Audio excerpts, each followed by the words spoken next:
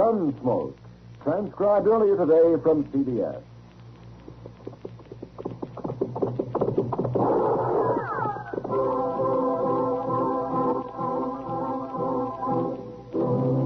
Around Dodge City and in the territory on West, there's just one way to handle the killers and the spoilers, and that's with a U.S. Marshal and the smell of Gunsmoke.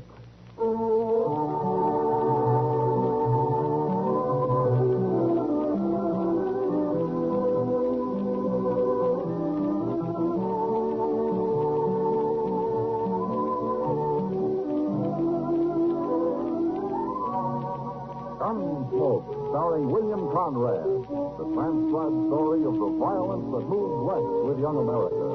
The story of a man who moves with it. Matt Dillon, United States Marshal.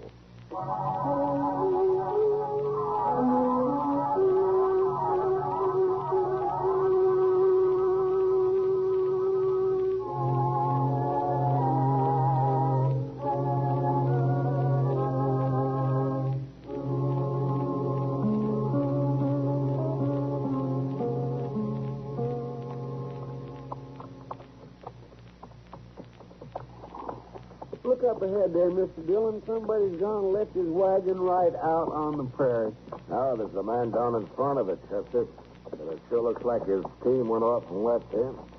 What would he be doing out here with a busted wagon and no team? And I expect he'll be glad to tell us. Come on, get up.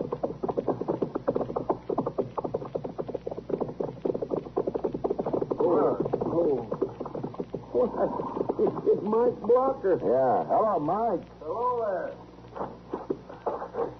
Well, it's a poor fix for a man to be in the day before his wedding, Mike. Sure is.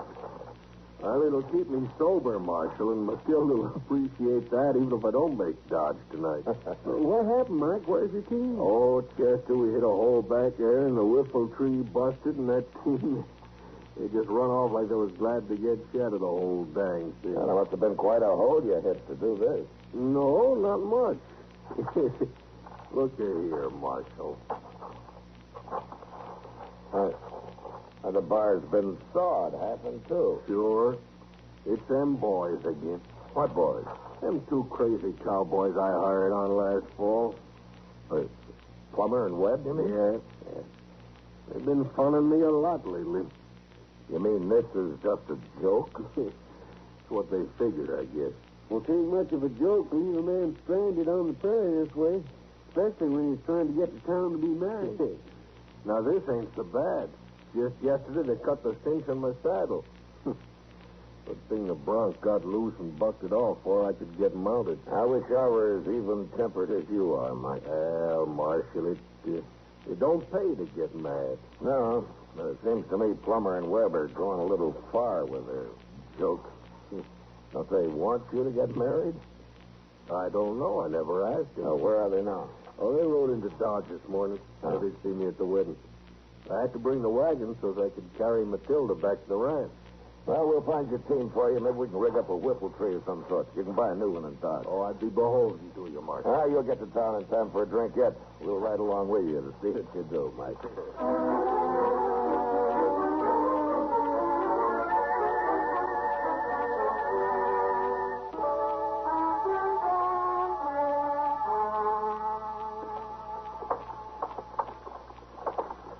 Beer, Chester? Well, no, sir. If you don't mind, Mr. Dillon, I think I'll go on down to the depot. The Santa Fe's about due, and I like to watch it come in. Oh, yeah. Well, I'll leave you here then. Sure do thank you, though, all the same. Well, I didn't say that I was buying. You'd have had to. I'm broke. Man has to be mighty careful of what he says around you. I'll see you later. Okay, sir.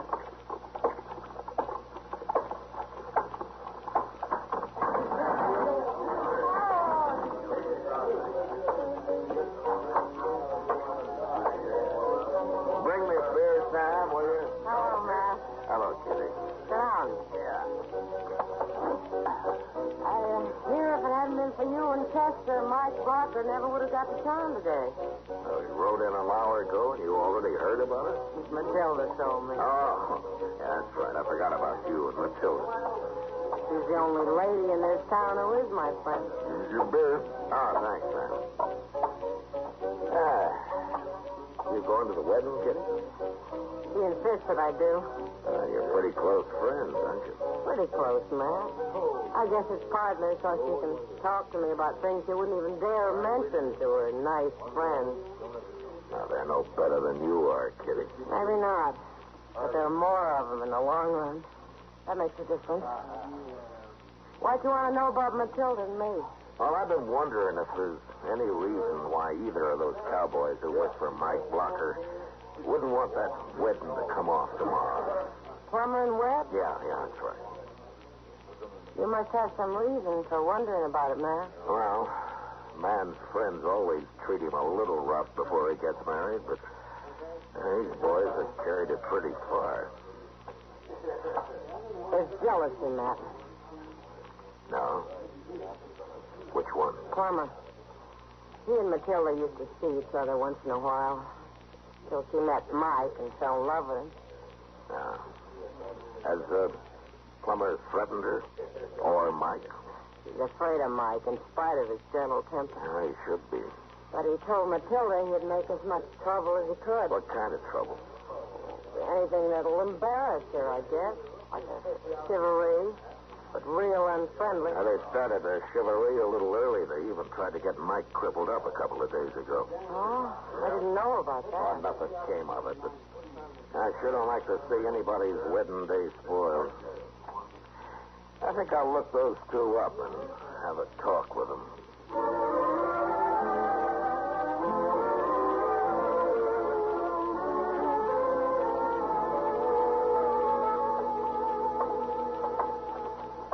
I swear I've been in every saloon in Dodge, Mr. Dillon. Maybe they ain't in town after all. Well, we'll try the hotel, Chester. Why don't you just throw them in jail till the wedding's over? I'd like to. Now, wait a minute. There they are. Yep. It's them, all right. I saw Mike over at the Longhorn taking on a few. Well, even marrying a good woman makes a man nervous. Oh, it sure does.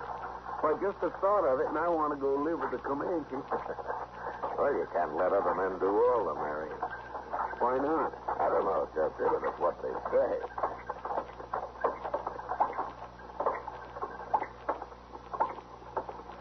Hello, Plummer. Hello, Marshal. What's on your mind, Marshal? I seen you come all the way across the plaza. Well, I wanted to talk to you about the wedding tomorrow. Oh? You ought to be talking to Mike Blocker. He's the one that's getting married. We ain't, are we, Webb? No, we ain't.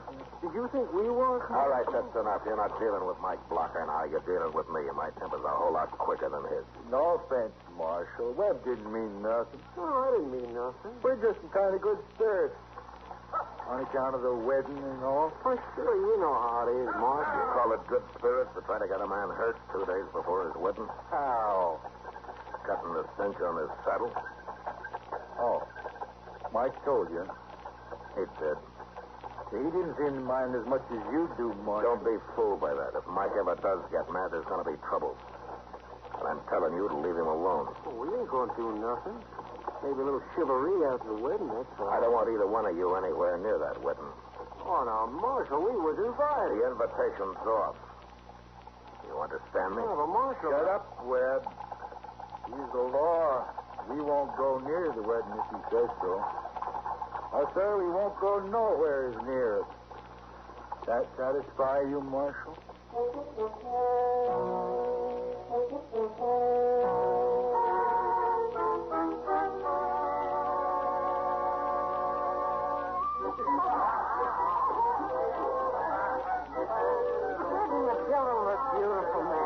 Being a bride sure does something to a woman, Kitty. It's the groom that really does things, too. Chester, you're jealous. If you'll excuse me now, I promised you I'd rush to her room and help her get packed. You should see all the lovely new clothes she has. She's been saving for years. Yeah, I know. Mike told me. He's real proud. You're going to wait around to see him off, aren't you? Yeah, we'll be here. I couldn't get Chester away from that free liquor anyway. This liquor may be free, but it ain't too stout. I'm on my third glass, and I don't feel a thing. You don't have enough blood in you to move it around, Chester. That's your trouble. Well, I'd have plenty of blood if it wasn't for old quacks like you bleeding me every time I get cold. I never bled a man in my life, and you know it. Well, maybe you didn't, but I sure have been bled by other doctors. Don't blame me if you're fool enough to let him do it. See, you know, Matt, I've always said if people would just stand up to their doctors once in a while, it would improve the whole medical profession. Well, you may be right, Doc. Of course I might. I'm going to go see if that jug is empty yet. Yeah, I think Mike's drunk half of it himself. Take a look around outside while you're at it, huh, Chester? For Plummer and Webb? Oh, they haven't showed up yet, but they might be waiting. All right, sir, I'll do it. Oh, it's a nice wedding. Wasn't it, Matt? Yeah, fine. I brought some ammonia along in case Mike got too weak to go through it. His entrance was a little shaky, but he got his color back about the halfway mark. Matt. What? Oh, what's the matter, Kitty? Matt, it's terrible. That poor girl. What's happened? It's her clothes. All her new clothes. Matt, we went to her room to get a pack, and everything's been torn to shreds. What? It's a mess. And Matilda's up there crying her heart out. A plumber, I suppose. Of course she did it. Who else would? Poor girl. You better go back to her, Kitty. And don't tell anybody about it yet. All right, Matt. Hey, what are you going to do, man? Find Plummer and Webb and lock them up. Mike's pretty drunk, and I got an idea he won't take this joke as easy as he did the other.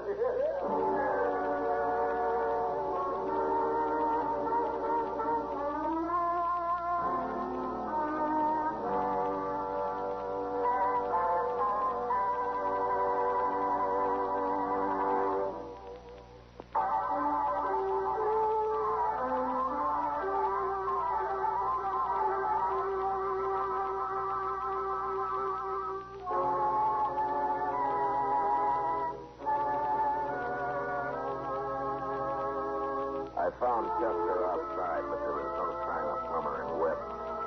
We figured they must have sneaked into Matilda's room during the wedding ceremony, and while she stood downstairs happily becoming Mike's bride, they were up there ripping her trousseau to pieces. Still, I was less worried about her than about Mike. It was one thing to plague him, but to practice this cruelty on Matilda might well be the last straw. Chester and I went from saloon to saloon, but Plummer and Webb seemed to have disappeared. They must have left town, Mr. Dillon. Yeah, the Oasis over there is the only place we haven't been into yet. Might as well have a look. It's making pretty bold calling this place the Oasis. Oh, why? It's the poorest saloon in town. A thirsty jackass wouldn't stop here to sniff a rain barrel. Yeah, not if he knew his way around, he wouldn't. Look at there.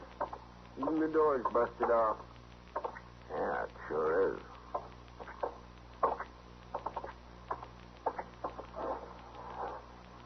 Mr. Dillon, this place is a wreck. Where is everybody? There's been a fight here, Chester. Now, there's somebody.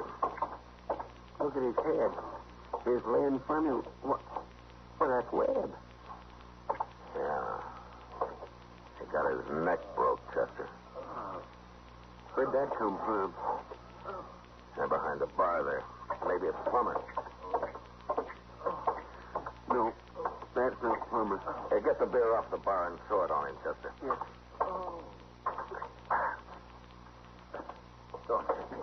Don't hit me. I'm the marshal. Nobody's going to hit you. Now, who are you, mister? Joe, I'm the bartender. Well, what happened here, Joe? Fight. That was crazy. He's still here, Marshal? No, he's gone. Who was he, Joe? The fellow that Plummer and Webb worked for. Mike something. He was awful mad, Marshal. Awful drunk, too. Where'd Plummer go? I don't know. I tried to stop it, but they hit me. Knocked me out. Was anybody else in here? Just them, and then Mike come in. Joe Webb's lying on the other side of the bar. He's dead. Dead? Yeah. Did you see who killed him? He pulled a knife on Mike. He was going to use it, too. Somebody killed him, huh? Was it Mike? I got hit about that, Marshal. I didn't see no more. All right, Joe. You do something about Webb there, huh? Look what they done to my place. It's ruined. Who's going to pay for all this? I don't know, Joe, but I'll try to find out. I didn't find out, not that night anyway. We looked around the oasis inside and out, and then I sent Chester down to wait for Mike in case he showed up at Matilda's place. So I scouted the town again. But shortly after daybreak, we both gave up and met back at the office.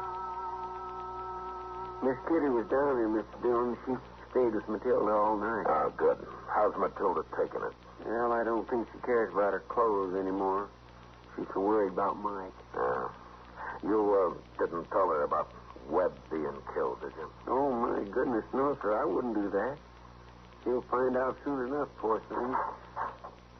What's Mike? Yeah, Mike. I've come to turn myself in, Marshal.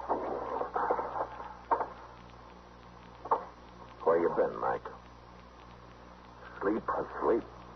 Oh, where's Plummer? Oh, I don't know. I was so drunk and so mad, I don't remember much of anything. Think he knocked me on the head while I was finishing off Webb. I know I ain't seen Plummer since. I've just been down to the Oasis. Joe ain't seen him neither. Well, nobody has, I know. But where were you? Oh, I was awful drunk, Marshal. I must have got as far as Kelly's stable. Crawled into a stall there. At least that's where I woke up this morning. Well, I'm going to have to lock you up, Mike. Yeah. That's why I come. Marshal, that was a bad thing they done to Matilda. Yeah, it was. But you shouldn't have killed anybody for it. Well, maybe. Lock him up, Chester. Yes, sir. I'll bring back some coffee.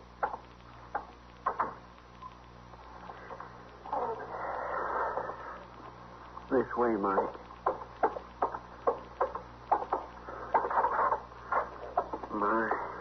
I sure am sorry to have to lock up a man like you, Mike. If you didn't, Chester, I'd just go find Plummer and kill him. There you are. Yeah. Mr. Dillon will be back directly.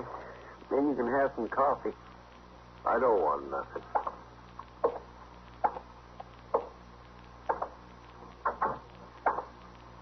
Don't move, Chester. Oh, Plummer. I'll take your gun. Well, we've been looking everywhere for you. Are you glad you found me?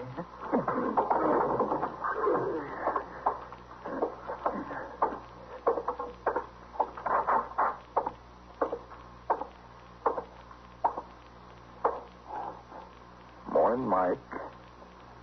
What are you doing here, Plummer? I come for you, Mike. I'm going to take you out back and kill you. It's a good thing you got a gun. I didn't have a gun last night. What'd you hit me with, then? Table leg. I should have killed you, too. You didn't kill Webb. What? You knocked him out, that's all. What are you talking about? He's dead, ain't he? Sure, he's dead. After I hit you with that table leg, I busted his neck with it. What for? So they'd hang you for it. Well, and what are you doing here now? I've already admitted to killing him. I got to thinking, that's why. Thinking what? Well, when Doc gets a look at Webb, he'll know you couldn't have hit him that hard. And anyway, I figured you'd remember about it all. They'll hang you, Plummer. Not me. I'm going to kill you, and then I'm going to be gone to Texas. You shoot me, they'll hear you. I ain't going to shoot you. Less I have to. I'm going to cut you, Mike. And you won't look very good when Matilda sees you. Matilda? We was friends once, Mike. Real good friends. You know the kind. You and couldn't have killed her. I'll tell you what it was like while I'm cutting your throat. Get out of that cell now.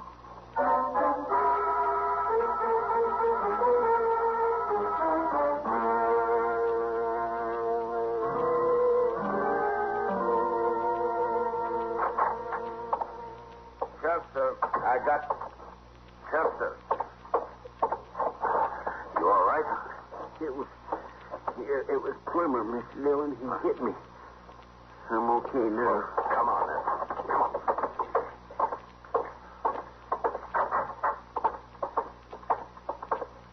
Mike's gone. Plummer must let him out. Let him out. Nothing. He's probably killed him. Let's look out back.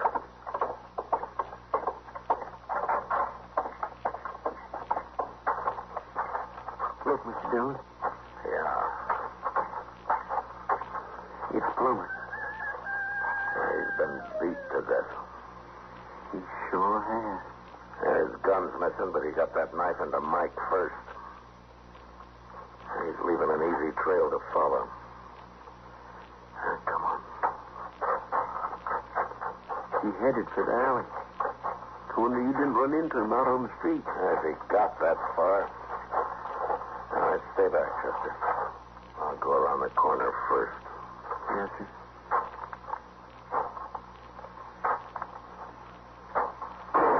No, Mike! I got him. All right, come on.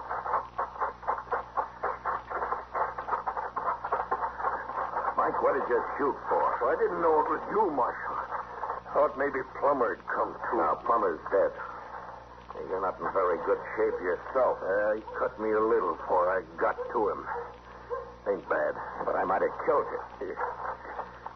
Thank you for not trying, Marshal. Well, we better get you up to Doc. He'll dig that bullet out of your arm. Sure. By the way, Mike, I saw Doc a few minutes ago. He'd been down looking at Webb. What did you hit him with? Oh, Plummer killed him. Told me so. He had a table leg, Marshal. Doc figured something like that.